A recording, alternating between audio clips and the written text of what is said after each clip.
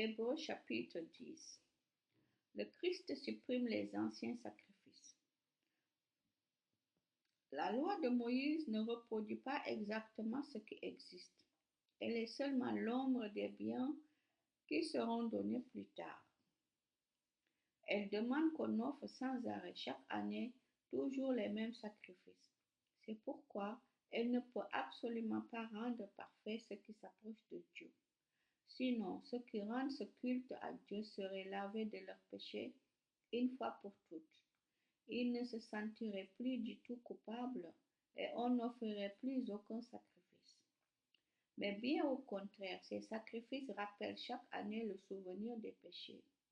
Parce que le sang des taureaux et des boucs ne peut pas enlever les péchés.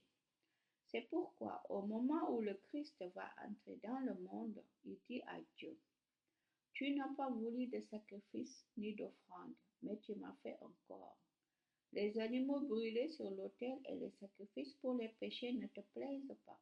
Alors, je te dis, me voici, je viens faire ce que tu veux. C'est ce qui est écrit à mon sujet dans le livre saint.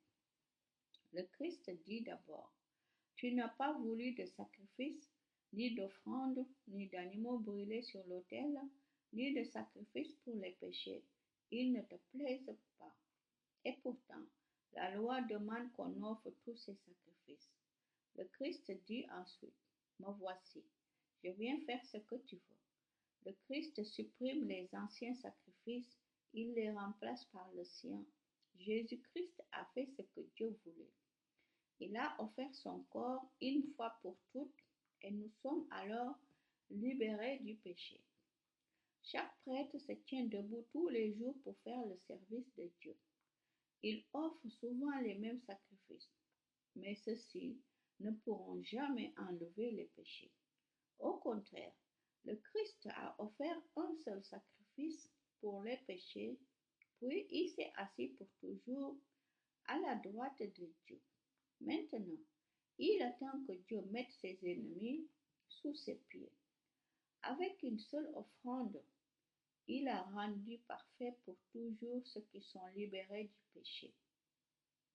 L'Esprit Saint nous l'affirme aussi en disant: Le Seigneur dit: Voici l'alliance que je vais établir avec eux après ces jours-là. Je mettrai mes lois dans leur cœur et je les écrirai dans leur intelligence. Puis il ajoute: Je ne me souviendrai plus de leurs péchés ni de leurs fautes. Et quand les péchés sont pardonnés, on n'a plus besoin d'offrandes pour les enlever. Le Christ a ouvert un chemin nouveau. Frères et sœurs chrétiens, nous sommes sûrs de pouvoir entrer librement dans le lieu très saint parce que Jésus a répandu son sang. Il a ouvert pour nous un chemin nouveau et vivant à travers le rideau du temple, c'est-à-dire à travers son corps humain. Et nous avons un grand prêtre placé à la tête de la maison de Dieu. Notre cœur est nettoyé de tout ce qui le rend coupable et notre corps a été lavé dans une eau pure. Alors, approchons-nous de Dieu avec un cœur sincère et en croyant avec assurance. Affirmons ce que nous espérons sans nous décourager. Oui, Dieu a fait des promesses et il est fidèle. Prenons soin les uns des autres pour nous encourager à aimer et à faire le bien. N'abandonnons pas nos assemblées comme certains qui ont pris l'habitude de ne plus venir. Au contraire, aidons-nous davantage les uns les autres puisque, vous le voyez, le jour du Seigneur est proche. Nous avons appris à connaître la vérité. Après cela, si nous péchons exprès, aucun sacrifice ne peut plus enlever les péchés. Il n'y a plus qu'à attendre en tremblant ce qui va arriver, c'est-à-dire le jugement et un feu terrible qui brûlera les ennemis de Dieu. Quand quelqu'un n'obéit pas à la loi de Moïse, 2 ou 3 témoins doivent dire s'il est coupable. Dans ce cas, on le tue sans pitié. Celui qui méprise le Fils de Dieu méritera une punition encore plus dure, n'est-ce pas? En effet, celui-là ne respecte pas le sang de l'alliance qui l'a libéré du péché. Il insulte l'Esprit Saint qui nous fait connaître la bonté de Dieu. Oui, nous connaissons celui qui a dit, à moi la vengeance, je donnerai à chacun ce qu'il mérite. Il a dit aussi, le Seigneur jugera son peuple. C'est terrible de tomber entre les mains du Dieu vivant. Rappelez-vous ce qui s'est passé autrefois quand vous avez reçu la lumière de Dieu. Tout de suite après, vous avez beaucoup souffert et vous avez résisté en combattant durement.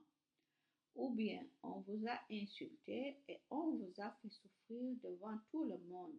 Ou encore, vous avez soutenu ceux qui ont traité de cette façon, ceux qu'on traitait de cette façon.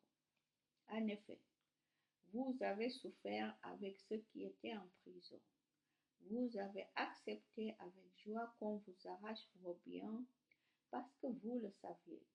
Vous possédiez une richesse plus grande et qui dure toujours. Alors, ne perdez pas votre confiance. Grâce à elle, vous recevrez une grande récompense. Vous avez besoin de patience pour faire ce que Dieu veut et obtenir ce qu'il promet. En effet, les livres saints disent, encore un peu de temps, très peu de temps, et celui qui vient sera là, il va venir bientôt. Dieu dit, celui qui croit en moi est juste, et par là il aura la vie.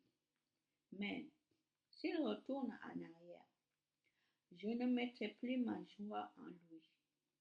Nous ne faisons pas partie de ceux qui retournent en arrière et qui se perdent. Nous croyons en Dieu et nous serons sauvés.